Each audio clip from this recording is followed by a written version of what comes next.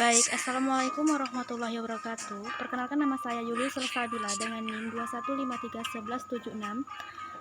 Baiklah, di sini saya akan menjelaskan materi mata kuliah yang berjudul Pemikiran Pendidikan Kontemporer yang bertema yang pertama itu pendidikan Islam menurut Buya Hamka, yang kedua aliran dalam pemikiran Ismail Raji Al-Faruqi, yang kemudian yang ketiga pemikiran Fazlur Rahman tentang pendidikan Islam, yang keempat pemikiran Ki Hajar Dewantara tentang pendidikan. Kemudian itu yang terakhir aliran pemikiran Nidal Guson. Baik, di sini yang pertama itu pendidikan Islam menurut Hamka. Pendidikan secara umum merupakan seperangkat alat yang saling bekerja sama dalam sebuah sistem yang telah direncanakan. Aulat yang disebutkan sebelumnya awam kita kenal sebagai bagian-bagian pendidikan yang di dalamnya saling bekerja sama antara kurikulum, pendidik, materi pembelajaran, sarana prasarana pendidikan, atau materi pembelajaran yang tujuannya akhirnya pada pembentukan peserta didik sesuai dengan tujuan pendidikan yang telah ditentukan. Baik, kemudian relevansi pemikiran pendidikan Islam Hamka di masa sekarang. Pemikiran Hamka dalam pendidikan Islam sebenarnya masih relevan dan mumpuni untuk dijadikan acuan pendidikan pada masa sekarang. Jadi, direkonstruksi dengan baik.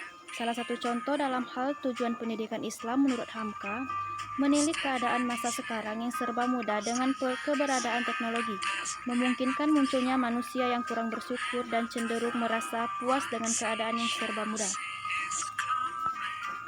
Kemudian, tema yang kedua, aliran dalam pemikiran Ismail Al-Faruqi. Memahami peta pemikiran seorang tokoh tentu tidak bisa mengabaikan latar sosial dan kondisi kultural tempat orang tersebut beraktivitas, serta mengapresiasikan berbagai gagasan dan idenya. Hal ini sangat berhubungan erat dengan eksternal individu yang bersangkutan. Selanjutnya itu implikasi gagasan Ismail Al-Faruqi dalam dunia pendidikan Islam. Yang pertama itu aspek kurikulum, yang kedua aspek pendidikan, yang ketiga itu aspek kelembagaan.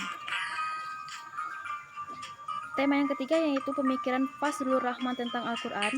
Di samping pemikiran Fazlur Rahman selalu berorientasi pada Al-Quran, diantaranya yaitu tentang ilmu. Dalam paradigma Fazlur Rahman mendefinisikan bahwa semua ilmu tidak lepas dari Al-Quran. Allah menegaskan bahwa semakin banyak ilmu akan semakin tambah keyakinan dan komitmennya terhadap kebenaran.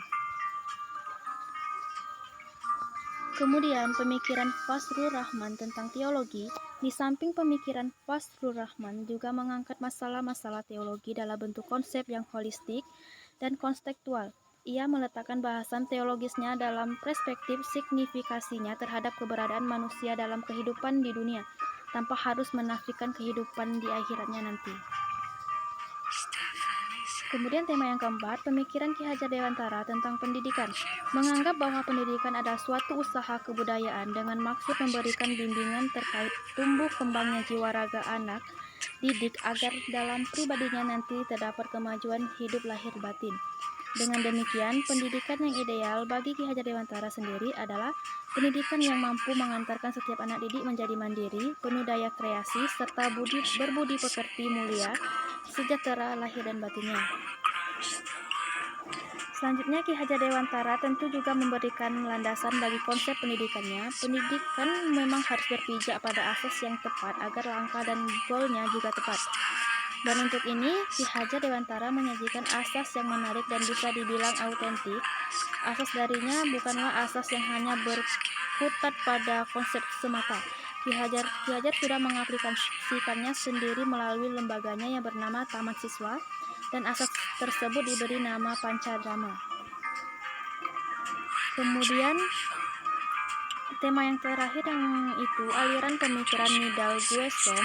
Aliran ini dalam pendidikan Islam merupakan sebuah aliran yang berupaya untuk memahami ajaran dan nilai yang terkandung dalam Al-Quran dan Sunnah dengan mengikuti sertakan dan mempertimbangkan khazanah intelektual muslim klasik serta mencermati kesulitan dan kemudahan yang ditawarkan oleh dunia teknologi modern. Kemudian sesuai dengan tipologi aliran yang disebutkan sebelumnya, bahwa pemikiran Nidal Gueson ini dapat digolongkan pada tipologi pemikiran kontekstual, maka hal ini berpengaruh pada orientasi tujuan pendidikan Islam. Maka Maka menjadi antara lain yang pertama itu mengantarkan peserta didik untuk menemukan kebenaran masa lalu atau masa klasik peradaban Islam itu sendiri. Yang kedua, menjelaskan dan menyebarkan nilai peradaban Islam klasik itu penting untuk diketahui oleh semua orang. Mungkin sekian yang dapat saya sampaikan. Saya akhiri. Wassalamualaikum warahmatullahi wabarakatuh.